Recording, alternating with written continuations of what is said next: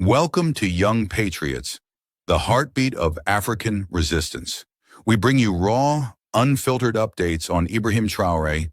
Let me tell you about Ibrahim Traoré, a leader sparking a revolution not just in Burkina Faso but across the globe. Burkina Faso is experiencing a farming boom thanks to this remarkable African leader. He's introduced a groundbreaking law ensuring that any woman who gives birth has her medical bills fully covered. In Burkina Faso, maternal care is now free, underscoring the importance of mothers and healthcare in this African nation. Leaders like Donald Trump could learn from Traoré's example. Don't emulate figures like Zelensky, who falter under pressure. Instead, strive to be a president like Ibrahim Traoré, a true visionary. A shocking scene unfolded in New York. Protesters chanted the name of this African military leader as they marched against Trump. Why Traoré? And what does this say about the future of global resistance? Let's dive in. What began as a single name on a cardboard sign quickly grew into a political phenomenon. In less than 48 hours, Traoré's name echoed through the streets of the world's most powerful country. This wasn't random or hype-driven. It was a cry from people craving authentic leadership. Ibrahim Traoré's rise to icon status in the U.S. didn't stem from a sudden American interest in West African politics. It happened because people saw in him what they no longer saw in their own leaders: moral clarity. In an era where trust in government is eroding and politicians prioritize power over principle, Traoré stood out, not because he pandered, but because he didn't. When Traoré became president in 2022, he didn't deliver flowery speeches or seek applause. He declared war on dependency, both military and economic. He expelled French forces, rejected IMF conditionalities, and built homegrown food and transportation systems. He refused to let Burkina Faso be treated as a charity case by the West. These weren't just policy decisions, they were acts of defiance, breaking from the post-colonial script imposed on African nations. For Americans, especially Black Americans, Traoré's actions offered a blueprint, a way out of the spiral of apathy, corruption, and disillusionment. For Black Americans, Traoré's image as a young African leader standing against empires felt like reclamation. For decades, they'd been fed narratives that Africa was a place of suffering and that leadership required compromise. Traoré shattered both ideas. He showed that a Black leader could be strategic, militant, honest, and wildly popular without Western approval. A viral clip of Traoré in his fatigues, calmly stating, "We are not here to beg for survival, we are here to reclaim our dignity," hit TikTok like a grenade. Black creators stitched it with scenes of U.S. protests, police brutality, food insecurity, and gentrification. The message was clear: he may be in Africa, but he's speaking for us. Soon, digital artists began designing posters with Traoré's face superimposed on civil rights murals. He became a proxy for a conversation no one dared have out loud. What if true leadership only exists outside the system? His silence in American media, his refusal to court Western audiences, made him even more compelling. In a world of political theater, his raw authenticity was magnetic. At just 36, Traoré felt like one of the people, not a career politician, not a billionaire, but a young soldier-turned-leader who spoke the language of the streets. When American protesters chanted his name, they weren't just admiring a foreign leader, they were calling for a different kind of power, one that doesn't bow, beg, or break. What took this movement from admiration to action were the slogans, chants, and street visuals flooding America's biggest cities. In Los Angeles, activists formed a human chain outside the federal building, holding signs that read, "Burkina Faso rises while America sleeps." In Atlanta, marchers carried banners with a hand-painted portrait of Traoré, his military beret and intense eyes beneath the words, "We remember Sankara." His defiance had become the people's defiance.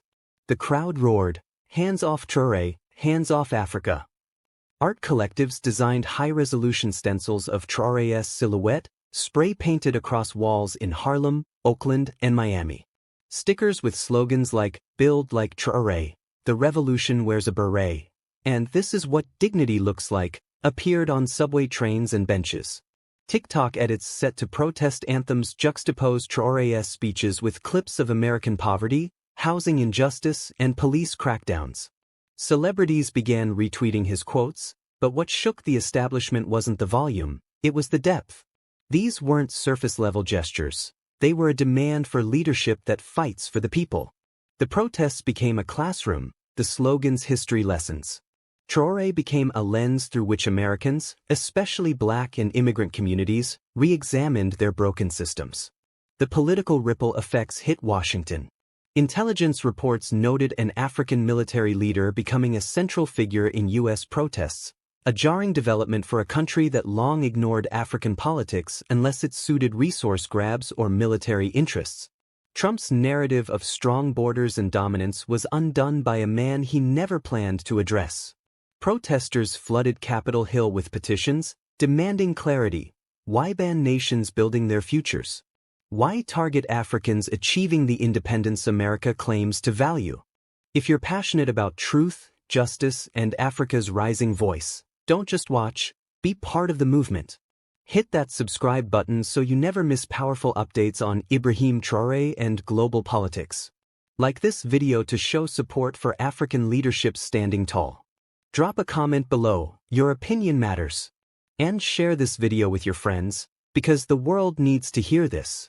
Traoré became a measuring stick, exposing the hypocrisy of Western policies. While Trump promised to make America great again, protesters asked, if greatness means sanctions and bullying, why does Traoré look more like a liberator than our president? Centrist Democrats, too, fell silent when confronted with questions like, why do we fund military bases in Africa but ignore their homegrown leaders? Traoré's example revealed a truth. An African leader was holding a mirror to the Western world's failures.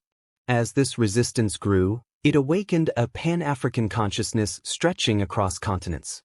For Black Americans and the diaspora, Traoré became a bridge. Schoolbooks and Hollywood had painted Africa as distant and chaotic, but Traoré shattered that narrative. He wasn't begging the IMF or bowing at G7 summits. He wore fatigue, fire, and focus, speaking of dignity, not dependency. In Detroit, a youth group held a workshop titled, From Sankara to Traoré, Africa's Resistance Never Died. Young Black Americans began calling themselves children of Sankara and descendants of Traoré, not as metaphors but as identity. In the digital space, Black artists redesigned African flags with American color schemes. Influencers compared African governance models to broken U.S. institutions. Hashtags like #ReclaimAfrica and #DiasporaToDignity trended alongside Traoré's name. Burkina Faso was no longer one of the poorest countries, but the nation that built 500 electric buses without foreign aid, told France to leave, and stood tall. For the diaspora, this was a reclamation, a tangible connection to Africa, not through nostalgia but through shared resistance. Now, the question is, where does this lead? Traoré didn't campaign for global admiration, yet his symbolism can't be undone. In the U.S., organizers are asking, can Traoré's defiance inspire local action? Can communities in Baltimore, St. Louis, or Oakland adopt Burkina Faso's local production model to reject corporate dependence? In Chicago, a cooperative is building an urban agriculture pilot inspired by Burkina Faso's food independence. In Brooklyn, a Pan-African film festival now showcases modern African leadership.